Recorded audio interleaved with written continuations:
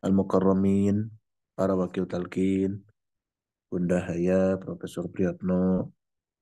Alhamdulillah wa syukru ala ni'amillah, pada pagi ini kita dipersatukan kembali, dipertemukan kembali di ruang virtual ini dalam rangka mengikuti manakiban pagi ini, sebuah kegiatan yang berawal dari keistiqomahan sosok kekasih guru agung kita semua, Romo Yai Imam Sutyono, dan akhirnya resonansinya menyentuh kesadaran dan keinginan serta kemauan dan ikhtiar kita semua. Akhirnya kita bisa bergabung pada pagi yang mulia ini. Kita bersyukur kehadirat Allah Subhanahu wa taala atas segala karunia ini, karena kita dimampukan untuk selalu belajar istiqomah berzikir kepada Allah Subhanahu wa taala. Meskipun kita boleh jujur kepada diri kita sendiri, terkadang zikir kita apa namanya istilahnya itu ya. Kadang-kadang kita juga karena mungkin boleh jadi terjebak pada sebuah rutinitas dan lain sebagainya, zikir tidak pernah kita tinggalkan, kita lafalkan, kita ucapkan. Tetapi kadang kesadaran kita juga eh, kadang-kadang hilang dari diri kita pada saat kita berzikir. Ini sebenarnya sudah diwanti-wanti oleh Ibnu Athaillah As-Sakandari dalam sebuah hikmah dalam kitabnya Al-Hikam. Beliau terus memotivasi orang-orang yang sedang mempertahankan dirinya istiqomah berzikir kepada Allah Subhanahu wa taala.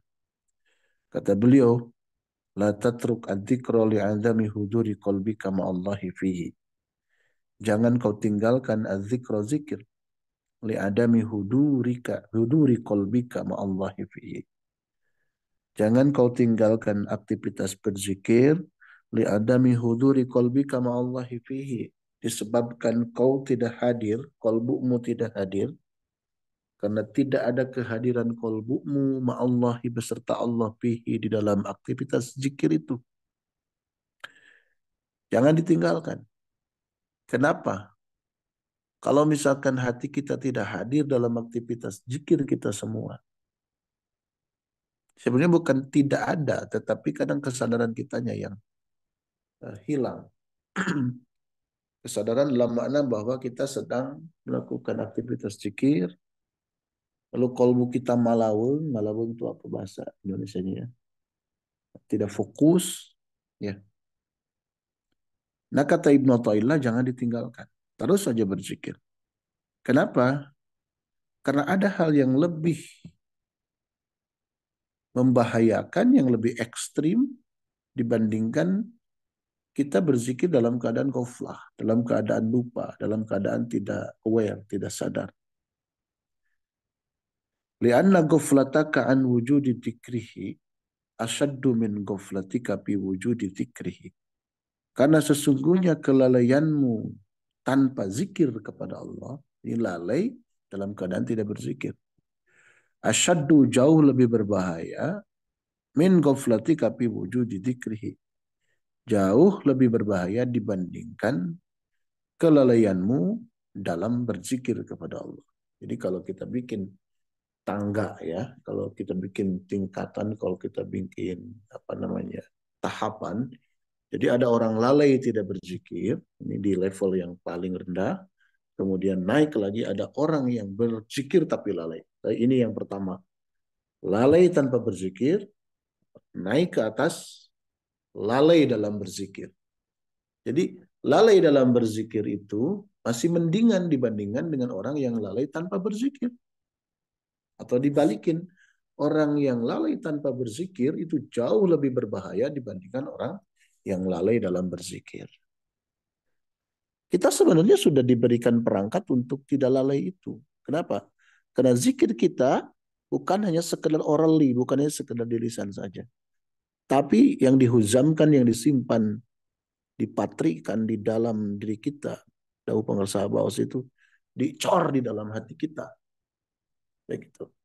Tapi aradul basyariyah kita, sifat kemanusiaan kita kadang Kalau kita harus jujur, ya kan kita kadang-kadang lalai juga. Oh iya ya, saya ini sedang berzikir, tiba-tiba sadar begitu. Padahal kita sudah melakukan aktivitas zikir beberapa lama. Begitu. Sudah zikir 1 jam, misalkan. Baru sadar, oh iya saya ini sedang berzikir ya. Begitu. Saya sih, mungkin hanya saya saja. Nah, bagaimana kata Ibnu Athaillah, fa'asa ayyar fa'aka min dzikri ma'a wujudi ghaflatin ila dzikri ma'a wujudi yaqdatin. Fa'asa, mudah-mudahan, semoga ayyar fa'aka Allah mengangkatmu, meningkatkanmu min dzikri ma'a wujudi ghaflatin. Dari dzikir yang disertai dengan ghaflah ila dzikrin ma'a wujudi yaqdatin, pada kondisi zikir ma'a wujudi yaqdatin disertai dengan hadirnya kesadaran. Jadi jangan ditinggalkan. Teruskan saja berzikir. Meskipun zikirnya sambil goplah. Kita mungkin merasakan fase-fase zikir sambil goplah. Ya. Nah, teruskan saja, jangan berhenti. Fa'asa ayyar fa'aka min dikrin ma wujudi qoplatin. Semoga Allah mengangkat dirimu, menaikkan dirimu dari zikir yang disertai dengan goflah ila zikri ma wujudi yaqdatin, menuju zikir yang disertai dengan kesadaran. Yaqdah. Yaqdah itu kalau dalam bahasa Inggris itu artinya aware. Aware itu ya sadar, kira-kira maknanya yang paling mudah kita ucapkan, dengan kesadaran. Nah dari sini juga kalau kita terus berzikir, wa min dzikrin ma'wujudi yaqdatin ila dzikrin ma'wujudi hudurin. Wah, ini keren. Ini kita artikan dalam makna yang sangat umum dulu ya. Jadi, semoga Allah mengangkat min dzikrin ma'wujudi yaqdatin, dari zikir disertai dengan kesadaran, ila dzikri ma'wujudi hudurin, menuju zikir disertai dengan hudur, hadirnya qalbu kita, hadirnya diri kita bersama Allah Subhanahu wa taala. Kalau tadi baru sadar, ya sadar kita sedang berzikir. Sekarang hatinya hadir bersama Allah. Ma'atini ma'aka abada. Sudah dimohonkan dalam munajat kita sebelum kita berzikir. Selesai sampai di sini tidak? Wa min dzikrin ma wujudi hudurin ila dzikri ma'a ghaibatin amma siwal madhkuri.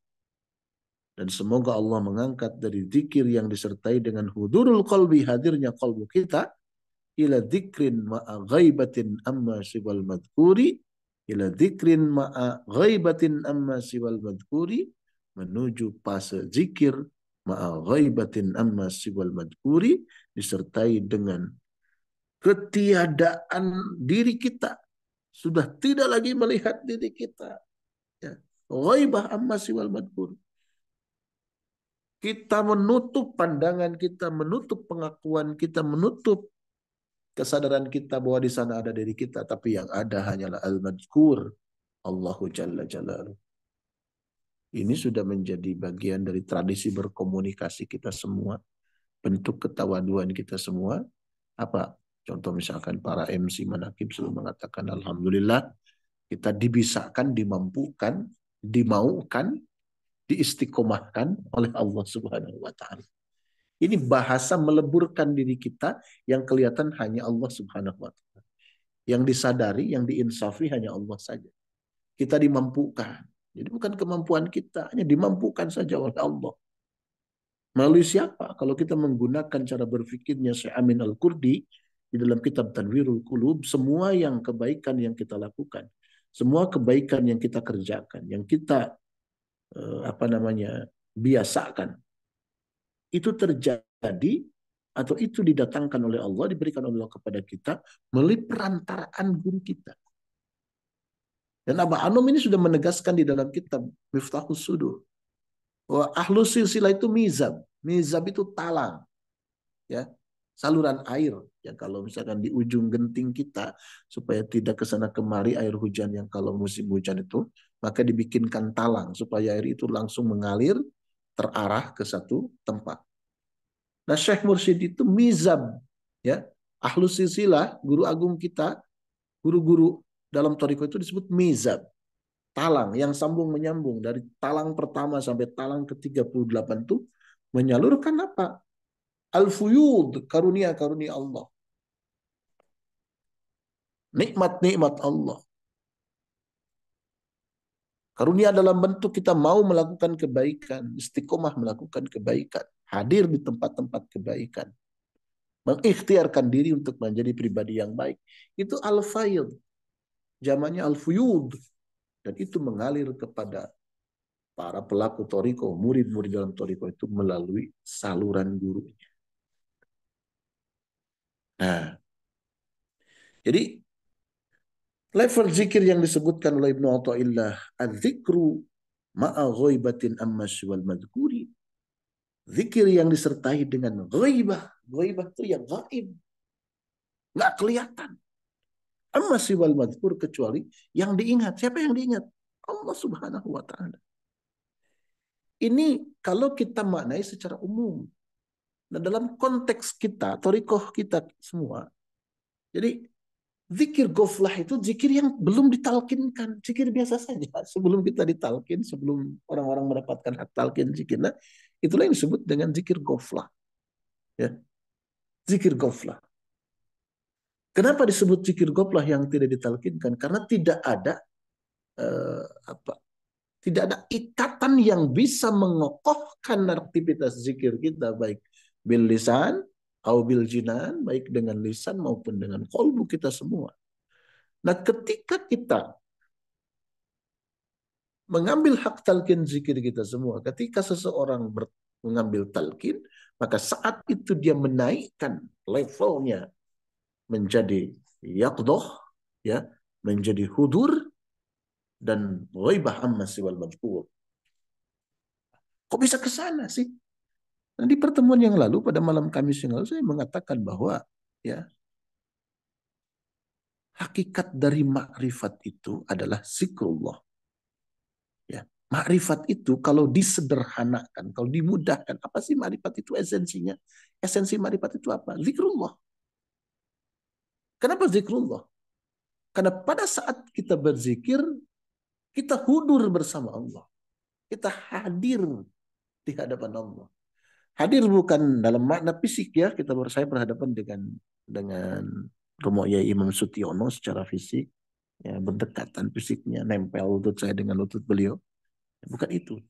Tetapi hadir dalam makna kalbu kita yang hadir di hadapan Allah. Kan kita sering mendengar, idza dzakarul abdu rabbahu tara ila madzkurihi.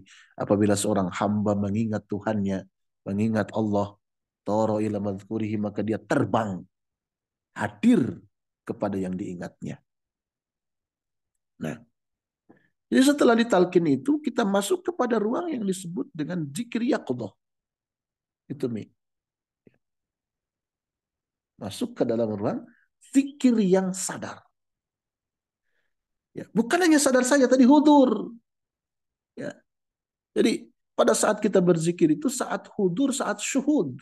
Hadir dan menyaksikan. Kalau hadir saja kan belum tentu menyaksikan. Ya. Misalkan Manakiban hadir nggak kemarin Manakiban hadir? Lihat nggak Pak Ucup? Oh enggak lihat. Nah itu baru hadir saja. Ini bukan hanya hadir tapi syuhud. Syuhud itu menyaksikan, melihat, melototi, kelihatan gitu. Bukan dengan basor, bukan dengan mata bukan dengan mata dohir, mata telanjang ini bukan. Tapi dengan basiroh, dengan mata batin kita. Apa yang kita saksikan? Berbagai macam. Ketika kita bahagia, yang kita saksikan bukan diri kita, bukan ikhtiar kita, bukan kemampuan kita menghadirkan, mencipta, membuat kebahagiaan. Yang kita saksikan adalah bagaimana Allah memberikan kesempatan kepada kita untuk menikmati kebahagiaan. Pada saat sedih, kita tidak terjebak dalam kesedihan. Tapi pandangan mata batin kita tembus ke balik kesedihan itu. Kita melihat ada kuasa Allah ingin menuntun, membimbing, mengajari kita supaya menjadi pribadi-pribadi yang memiliki diversity quotient, memiliki ketangguhan, kecerdasan, ketangguhan menghadapi masalah dan lain sebagainya. Masalahnya macam-macam. Bisa bersumber dari orang lain, bisa bersumber dari diri kita sendiri, bisa bersumber dari sahabat kita yang semula sangat dekat sekali, yang erat sekali, lalu tiba-tiba karena kondisi tertentu, karena dia punya teman baru, karena dia punya rekan yang baru, lalu tiba-tiba melupakan kita begitu saja. Misalkan bisa jadi begitu. Atau dari diri kita Ya, kita yang tergoda oleh teman yang baru, kemudian kita lupa teman yang lama, misalkan dan sebagainya. Ada ikhwan yang baru, misalkan, lalu kita lupa ikhwan yang lama. Macam-macam. Begitu. Kita melihat itu sebagai satu kondisi di mana Allah memberikan latihan kepada kita, supaya kita semakin tangguh. Oh, ini Allah mengajarkan saya supaya saya tidak al-istimad ilal khalqi, supaya tidak bersandar kepada makhluk. Sandaran tertinggi, sandaran yang paling bisa dipercaya, sandaran yang tidak pernah mengkhianati adalah hanya Allah Jalla Jalaluh. Begitu. Ya. Naik lagi kepada apa? Dzikrin ghaibatin amma siwal madhkur, yang kita lihat, yang kita sadari, bukan diri kita sendiri lagi, bukan ikhtiar kita sendiri lagi, tapi siapa? Hanya al-madhkur saja, Allah Subhanahu wa taala. Wala dzikrullahi akbar. Ya, sesungguhnya berzikir kepada Allah itu adalah yang maha agung. Artinya kalau makna umumnya kan begitu. Wala dzikrullahi akbar itu artinya Allah mengingat kita ketika kita berzikir itu jauh lebih agung, lebih besar, lebih luar biasa dibandingkan dengan hanya lisan kita yang berzikir mengingat Allah, menyebut nama Allah Subhanahu wa taala, atau qalbu kita yang mengingat Allah Subhanahu wa taala, ya. Kan kata Allah dalam hadis qudsi, "Idza dzakaroni dzakartuhu." Jika jika seorang hamba itu mengingatku, maka aku akan mengingat dia.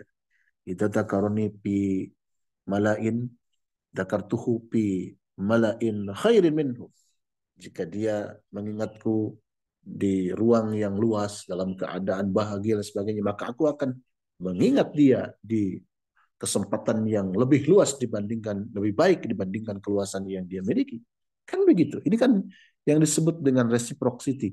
Ketika kita berzikir kepada Allah, Allah pun akan berzikir, Allah pun akan mengingat kita semua. Begitu. Dan Allah mengingat kita itu akbar, itu lebih besar, lebih keren, lebih luar biasa dibandingkan dengan zikir yang kita lakukan. Kalau sudah masuk ruang itu, kata Allah Subhanahu wa taala hadis qudsi, man sagolani dzikri an mas'alati. Siapa yang menyebutkan man sagolahu zikri an mas'alati, siapa saja orang yang disibukkan dengan berzikir kepadaku dibandingkan dengan meminta kepadaku, maka aku akan berikan yang lebih banyak, lebih baik, lebih keren, lebih luar biasa kepada orang yang sibuk dengan berzikir kepadaku itu dibandingkan dengan orang-orang yang sering meminta kepadaku. Itu orang yang sudah kemelekatannya itu berzikir kepada Allah, sudah sepertinya tidak ada lagi ruang untuk mengangkat tangan untuk meminta kepada Allah. Inginnya tuh menyebut aja, mengingat aja, lupa akan permintaan. Dan Allah lebih mengerti. Dan Allah pasti paham apa kebutuhan kita. Bayangkan saja kita punya 2 orang anak. Yang satu mah anak ini meminta aja, mah jajan mah gitu, Pak jajan Pak. Tapi yang satu lagi nih anak kerjanya tuh apa? Beresin ruangan, ya, ngelapin kaca, cuci piring. Gak pernah minta apapun. Ya kalau kita ibaratkan begitu, coba. Apa kita tidak pernah memikirkan kebutuhan anak yang keren ini? Ya pasti kita akan penuhi kebutuhan itu. Apalagi Gusti Allah. Nah, hadirin ikhwan akhwat para pecinta kesucian jiwa. Ini adalah bagian dari apa yang disampaikan Ibnu Athaillah, memotivasi kita. Terus berzikir. Terus berzikir. Datang masalah, berzikir. Tiba-tiba datang hal-hal yang tidak diinginkan, jangan terganggu. Tiba-tiba ada hal yang membahagiakan, jangan terganggu. Teruslah berzikir. Ya, jadilah pribadi mustawan, jadilah pribadi yang flat, tidak terganggu oleh kebahagiaan dan kesedihan. Biarkan kebahagiaan jadi fasilitas untuk bersyukur, biarkan kesedihan jadi marga lantaran untuk kita bersabar. Begitu, zikirnya jalan terus, jangan terganggu. Wah, tersinggung oleh saudara kita, zikir terus, jangan terganggu. Biarkan ketersinggungan latihan supaya kita lebih bijaksana menghadapi orang yang menyinggung diri kita semua. Jangan terganggu. Orang ngebully, mencaci maki dan sebagainya. Jangan terganggu. Terus berzikir saja. Ingat, kata pengarsa Abah, kalau ditanya tarekat itu apa? Jawab zikir. Kalau ditanya tarekat itu siapa? Jawab mursyid. Itu saja. Ya, hakikat bertarekat itu ya berzikir. Ketika kita menghentikan aktivitas zikirnya terganggu oleh hal-hal yang kelihatan oleh mata kita, kedengaran oleh telinga kita, ya berarti kita keganggu bertarekatnya. Sudah, biarkan yang begitu-begituan masuk ke dalam fase kehidupan kita tanpa mengganggu aktivitas utama kita berzikir kepada Allah. Kapan? Kapan saja. Di mana? Di mana saja. Sedang apa? Sedang apa saja. Dalam kondisi apa? Dalam kondisi apapun. Mudah-mudahan Allah melimpahkan keistiqomahan kepada kita semua dengan berkah karomah guru agung kita semua Hadratus Syekh Muhammad Abdul Ghaus Saifullah Maslul. Amin ya Allah ya rabbal alamin. Allahul muwaffiq ila aqwamit thariq. Assalamualaikum warahmatullahi wabarakatuh.